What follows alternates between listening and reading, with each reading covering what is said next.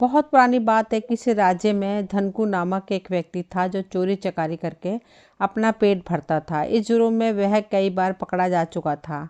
हर बार ऐसा ही होता कि वह पकड़ा जाता, न्यायालय से उसे दंड मिलता। हर बार जेल से बाहर आकर वह पुनः अपने पुराने धंधे में लग जाता। लोग उससे घृणा करते थे, संग साथ बैठना तो दूर, लोग उससे बात करने में भी अपना अपमान महसूस करते थे। एक बार उस चोर के मन में आया कि क्यों ना मैं यह जलालत भरा काम छोड़कर कोई ऐसा धंधा करूं जिससे पेट भी भरे और सम्मान भी हो। रोज रोज की चोरी चकारी, पुलिस का डर और लोगों की घृणा से तंग आकर वह किसी काम धंधे की तलाश में निकल पड़ा। मगर यह क्या, वह जहाँ भी जाता वहीं से धुतकार कर भगा दिया जाता, क्योंकि नगर में कोई ऐसा नहीं था जो उसकी चोरी के व्यसन से परिचित ना हो। धनकू एक सेठ के पास पहुंचा, हाथ जोड़कर बोला, सेठ जी मैं धनकू हूँ। अरे वही धनकू चोर जी, सेठ जी। चल चल फूट यहाँ से, यहाँ क्या लेने आया है उच्चक्का कहीं का, मेरी बात तो सुनिए सेठ जी। गिड़गिड़ाकर धनकू बोला, मैंने जब चोरी चकारी का ये धंधा छोड़ दिया है, अब मैं शरीफ लोगों की तरह इज्जत की ज़िंदगी बसर करना चाहता हूँ। कृपा करके मुझे अपने यहाँ नौकर रख लीजिए, मैं पूरी ईमानदारी से काम करूँगा और मेरी मेहनत के बदले में जो भी आप देंगे खुशी से ले लूँगा। अरे भाग यहाँ से, मुझे मूर्ख समझता है। चोर चोरी से जाए मगर हेरा फेरी से न जाए। ना भाई ना, तू कोई और जगह देख, मेरे यहाँ कोई जगह नहीं है। इसी प्रकार धुतकारे खाते खाते धनकू दुखी हो गया। चोरी न करने का वह प्रण ले चुका था और कहीं इज्जत की कोई नौकरी उसे मिल नहीं रही थी। भूखा प्यासा भटकता भटकता वह एक आश्रम में आ पहुंचा, जहाँ बहुत से साधु संध्या भजन में लीन थे। भक्तजन आते, भगवान को प्रसाद चढ़ाते, चरण स्पर्श करते, फिर साधुओं से आशीर्वाद लेते और बदले में उन्हें अच्छे अच्छे पकवान और वस्त्र आदि भेंट करते। यह सब देखकर धनकू सोचने लगा, मैंने तो अब तक का अपना सारा जीवन व्यर्थ ही गवा दिया। मुझसे तो अच्छे ये योगी और साधु हैं, खा पीकर प्रभु के चरणों में मस्त रहते हैं। ना किसी से दोस्ती, ना किसी से बैर, ना कल की परवाह, संतोष ही इनका धन है। धनकू के मन में आया कि क्यों ना मैं भी बाकी जीवन साधु बनकर गुजारूं। ना खाने की चिंता, न पहनने की चिंता, न राजदंड का भय, सम्मान भी पूरा मिलेगा। यही सोचकर धनकू आश्रम में रहने लगा। वह दिन रात साधु संतों की सेवा करता और भजन कीर्तन करते हुए अपना समय गुजारने लगा। अब उसने वस्त्र भी साधु जैसे ही धारण कर लिए थे। अब वह धनकू से धनकू महाराज हो गया। अब तो धनकू महाराज के दिन बड़े आराम और चैन से गुजरने लगे। साधु तो घुमक्कड़ प्रवृत्ति के होते हैं। एक दिन उन सभी साधुओं ने तीर्थ यात्रा पर जाने का निर्णय लिया और आश्रम की देखभाल के लिए वहां धनकू महाराज को छोड़ दिया। धनकू तो वैसे ही भाग दौड़ के पक्ष में नहीं था। उसने सोचा कि चलो अच्छा है, यहाँ बैठे बैठे आराम से मालपुए उड़ाएंगे। उन्हीं दिनों उस गांव में चोर डकैतों का बोलबाला हो गया। रात की कौन कहे, दिन में भी चोर किसी न किसी घर पर हाथ साफ कर देते। इससे गांव वाले दुखी हो उठे। गांव के मुखिया और जमींदार भी चोरों के इस भय से मुक्त नहीं थे। जमींदार तो कुछ अधिक ही चिंतित था, क्योंकि उसके पास हजारों की नकदी के अलावा सोना चांदी भी था। उसे सबसे अधिक अपने सोना चांदी की चिंता थी। काफी सोच विचार के बाद जमींदार के मन में आया कि भले ही पूरे नगर में चोरी चकारियां होती रहें, मगर साधुओं के आश्रम में कभी चोरी नहीं हो सकती। साधु महात्मा तो वैसे ही फक्कड़ होते हैं, उनके आश्रम में चोर भला क्या करने जाएंगे और क्या चुराने जाएंगे। यह ख्याल मन में आते ही जमींदार ने सोचा कि क्यों ना मैं अपना सोना चांदी साधु महाराज के पास रखवा दूं, वहां मेरा यह खजाना बिल्कुल सुरक्षित रहेगा।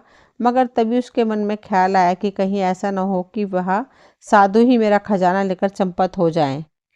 नहीं नहीं, साधु संन्यासों के विषय में तो ऐसा सोचना भी पाप है। भला इन लोगों को धन दौलत से क्या सरोकार, इनकी तो सबसे बड़ी दौलत राम नाम ही है।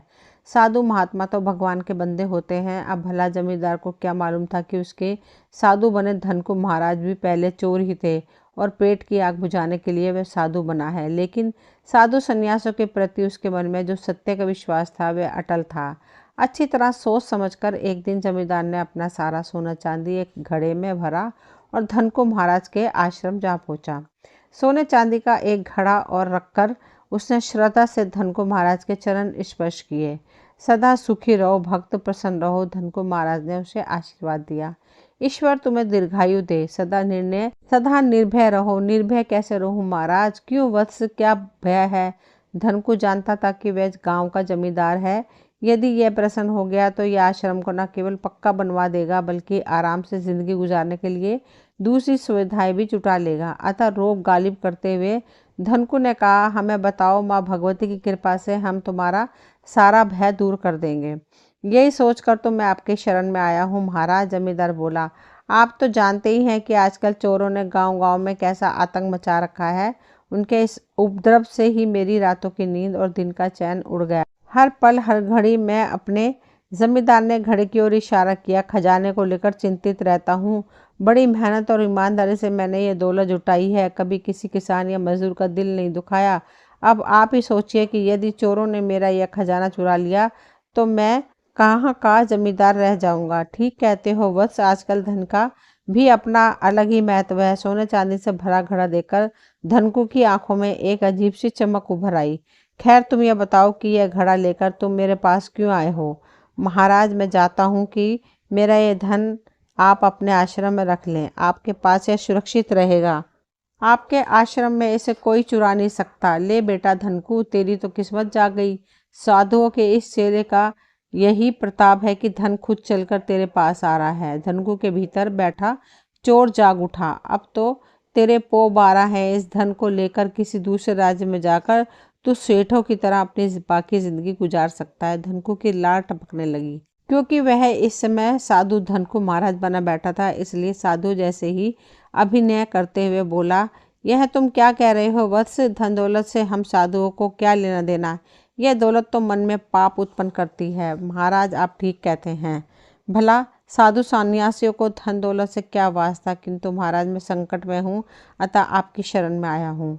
जब तक इस धन की सुरक्षा का कोई दूसरा इंतजाम नहीं हो जाता तब तक आप इसे मेरी अमानत समझकर अपने पास रख लें, यही मेरी विनती है। क्या तुम्हें मुझ पर इतना विश्वास है? अविश्वास का तो सवाल ही नहीं है। प्रभु, आप तो साक्षात ईश्वर के अवतार हैं। धन दौलत के लालच में किसी भी संसारी का मन डोल सकता है, किंतु आप जैसे धर्मात्मा जिन्होंने अपना जीवन ही प्रभु को अर्पित कर दिया हो, उनके लिए यह धन दौलत मिट्टी के समान है। बहुत भोले हो भक्त, धनकू ने कहा। खैर, यदि तुम्हें हम पर इतना विश्वास है तो एक काम करो, इस धन को हम हाथ नहीं लगाएंगे। हमारे लिए तो ये सचमुच मिट्टी के समान है। अतः तुम इसे ले जाकर कुटिया से बाहर पीपल के नीचे गड्ढा खोदकर दबा दो। वहाँ स्वयं ईश्वर इसकी रक्षा करेंगे। ठीक है महाराज, आपकी सदा जय हो। खुश होकर जमींदार बोला, मैं आपको यह उपकार कदापि नहीं भूलूंगा। महाराज, यह तो सब ठीक है वत्स, किंतु चैन से जीना चाहते हो तो हमारा गुरु मंत्र याद रखो कि अपने मन में माया का मोह नहीं बल्कि आत्म संतोष पैदा करो। संतोषी प्राणी सदा सुखी रहता है और जो मनुष्य इस माया के पीछे दौड़ता है वह सदा दुखी रहता है। उसके जीवन में सुख कम दुख अधिक होते हैं। महात्मा कबीर जी ने यह सत्य ही कहा है।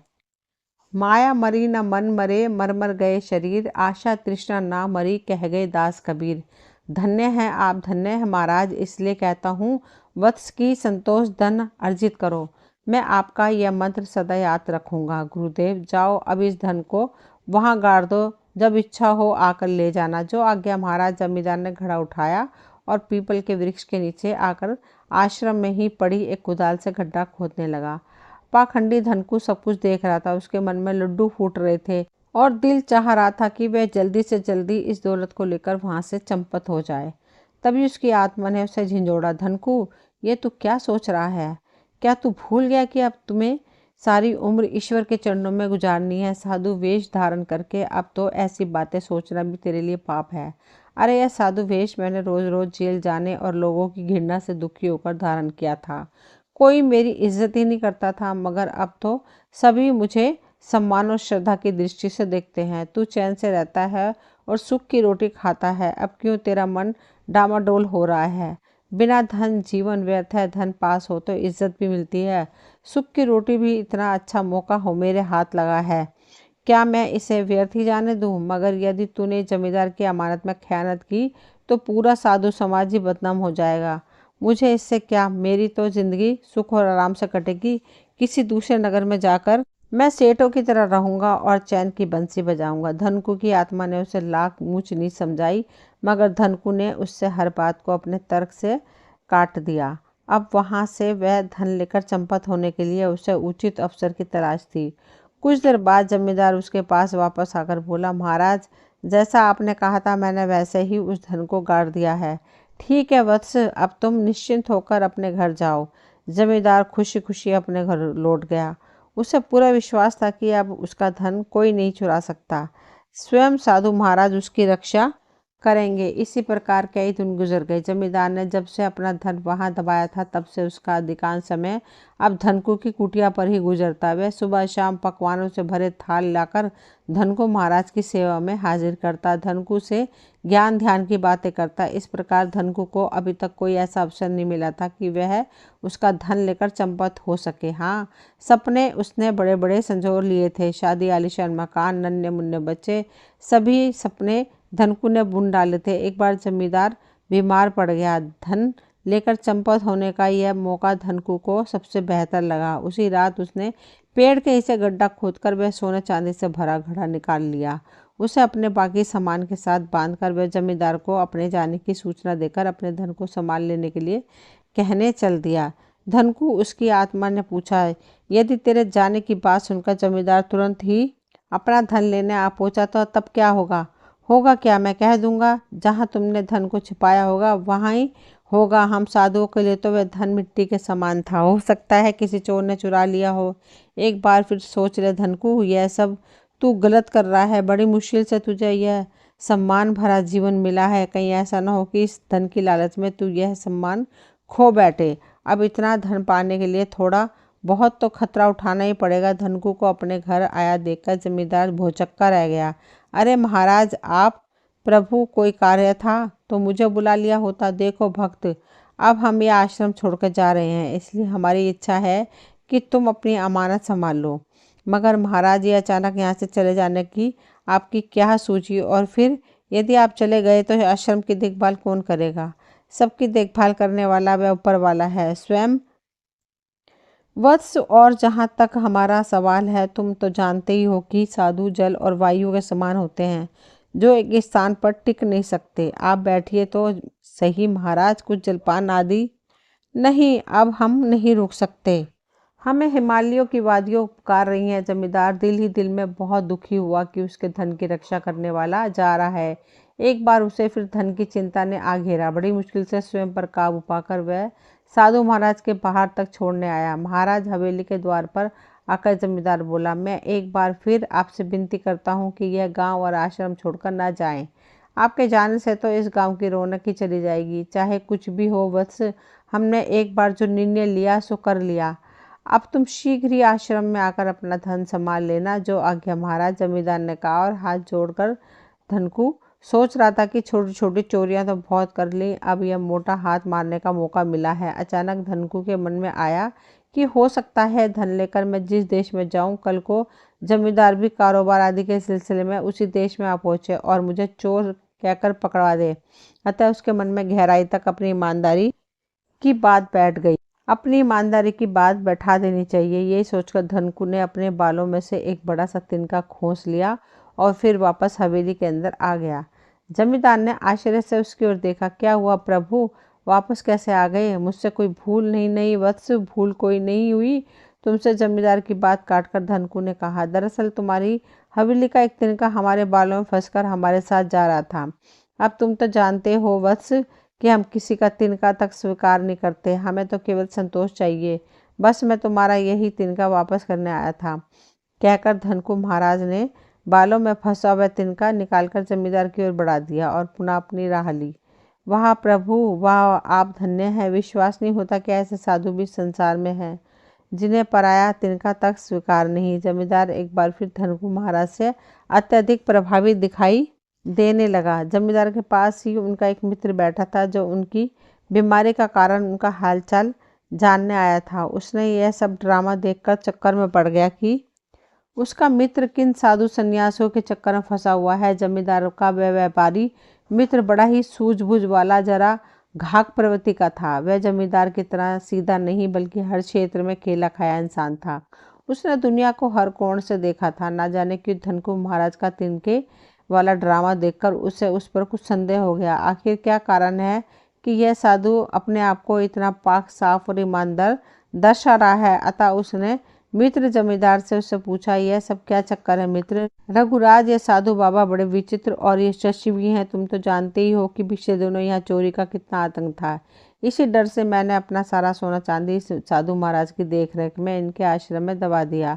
अब तक यही उसकी निगरानी भी कर रहे थे। बहुत ही भोले और नेक हैं ये साधु बाबा। अब ये यही कहने आए थे कि मैं अपना धन संभाल लूं, क्योंकि ये आश्रम छोड़कर तीर्थ यात्रा पर जा रहे हैं। अरे यह तिनके वाला ड्रामा क्या था? अरे रघु, तुम इसे ड्रामा कह रहे हो? अरे यह तो महाराज की ईमानदारी का छोटा सा प्रमाण था। देखा नहीं, उन्हें किसी के घर का तिनका तक नहीं लेना स्वीकार। एक का एक ही रघु के मन में न जाने क्या आया, उसके हलक से कहा कहा सब फूट पड़ा। अरे तुम हंस क्यों रहे हो? इससे भला हंसी की क्या बात है? अचानक अपने मित्र को इस प्रकार हंसते देखकर जमींदार झुंझला उठा। तुम बहुत भोले हो मित्र। अरे इसमें भोलेपन और टेढ़ेपन की क्या बात है मित्र? मुझे तो ये साधु कोई चालबाजी पाखंडी दिखाई देता है। राम राम राम, कैसी बेहूदी बातें कर रहे हो रघुराज? बोलने से पहले ईश्वर की सोच लेना चाहिए। यह किसके बारे में और क्या कह रहा है? मैं जो कुछ भी कह रहा हूँ खूब सोच समझ कर ही कह रहा हूँ। मित्र, तुम ठगे जा रहे हो। यह साधु जो आपको आपको इतना सीधा और उजला साबित कर रहा है, यह सच्चा साधु नहीं, पाखंडी है, धोखेबाज है। सच्चे साधु ऐसे नहीं होते कि हर समय और हर जगह अपनी सच्चाई और ईमानदारी का ढोल पीटते रहें। तुम्हें तो सारी दुनिया चोर उचक्की ही नजर आती है। दृढ़ विश्वास के साथ जमींदार बोला, अपने शब्द वापस लो रघुराज, अन्यथा तुम पाप के भागी बनोगे। महाराज बहुत पहुंचे हुए सिद्ध हैं, किसी पुण्य आत्मा के विषय में ऐसा उल्टा पुल्टा नहीं बोलना चाहिए। मेरा अच्छा हो या बुरा, मगर आज मैं तुम्हें इस साधु की असलियत बताकर ही रहूंगा। बोलो, कहाँ है तुम्हारा खजाना? बाबा के आश्रम में पेड़ के नीचे, मगर अब वह तुम्हें वहां नहीं मिलेगा। भला क्यों? क्योंकि इस साधु के मन में पाप है और इसने उसे कहीं ठिकाने लगा दिया है, इसलिए यह कहकर इतना ड्रामा कर रहा था। अगर यह सच्चा होता तो पहले गड्ढा खुदवाकर तुम्हारा खजाना निकलवाकर तुम्हारे हवाले करता और फिर अपने जाने की बात कहता। अगर अपने खजाने को बचाना चाहते हो तो तुरंत मेरे साथ चलो। मगर कुछ नहीं मित्र। व्यापारी मित्र जमींदार का हाथ पकड़कर द्वार की ओर खींचते हुए बोला, यदि अधिक देर हो गई तो हाथ मलते रह जाओगे।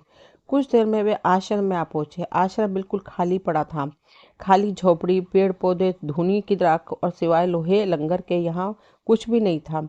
अरे साधु बाबा कहाँ गए? साधु नहीं, पाखंडी बाबा लगता है। वह तेरी खून पसीने की कमाई लेकर चंपत हो गया। यदि ऐसा हुआ हो तो मैं बर्बाद हो जाऊंगा। पहले यह बताओ कि तूने धन से भरा वह घड़ा कहाँ दबाया था? इस पीपल के नीचे। फौरन इस जगह को खोद। मुझे तो विश्वास है कि अब तेरा धन यहाँ नहीं होगा, मगर फिर भी तू अपनी तसल्ली कर ले। यह सुनते ही जमींदार के पसीने आ गए। कहीं ऐसा ना हो कि उसके मित्र की बात सही हो। यही सोचकर उसने जल्दी से एक कोने में बड़ी कुदाल उठाई और जल्दी जल्दी उस स्थान को खोदने लगा जहाँ उसने अपना घड़ा दबाया था। वहाँ की मिट्टी पोली थी। लगता था कि कुछ समय पूर्व भी किसी ने गड्ढा खोदकर उसे दोबारा भरा है। देखते ही देखते गहरा गड्ढा हो गया, मगर वहां तो घड़े का नामो निशान भी नहीं था। तभी उसकी कुदाल में एक माला उलझ गई। जमींदार ने उसे उठाकर देखा और बोला, अरे यह तो साधु महाराज की माला है। ये यहाँ कहाँ से आई? घड़ा तो मैंने अकेले ही दबाया था। घड़ा निकालते वक्त ही उस पाखंडी की वह माला यहाँ गिरी होगी, मगर धन के लोभ में उसको उसकी तरफ ध्यान नहीं गया। हाय! जमींदार ने अपना सिर पकड़ लिया। इस तरह हाय हाय करने से कुछ नहीं होगा। हमें फौरन चलकर उस साधु को पकड़ना होगा। मेरा ख्याल है कि वह अभी दूर नहीं गया होगा। चलो। जमींदार का तो बुरा हाल हो रहा था। शरीर पसीने से तर हो गया। इतना बड़ा धोखा, इतना बड़ा विश्वासघात, साधु के भेष में शैतान। इस प्रकार हिम्मत मत हारो मित्र। यदि हिम्मत हार बैठोगे तो कुछ हाथ नहीं आने वाला। चलो मेरे साथ। और फिर दोनों तेजी से जंगल की ओर भाग लिए। आश्रम में आने के दो रास्ते थे। एक तो वही था जिस पर चलकर वे दोनों यहाँ आए थे। एक रास्ता जंगल की ओर जाता था। दोनों जंगल वाले रास्ते पर ही भागे जा रहे थे, क्योंकि जमींदार के मित्र को पक्का विश्वास था कि कोई चोर चोर रास्ते में ही मिलेगा। भागते भागते दोनों की सांसें फूल गईं। शरीर पसीने से तरबतर हो गए।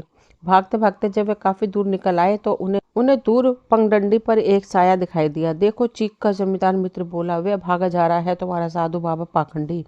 धनकू के कानों में यह आवाज पड़ी तो तेजी से पलटकर उसने देखा। जमींदार उसके मित्र को अपने पीछे आते देखकर उसका खून सूख गया।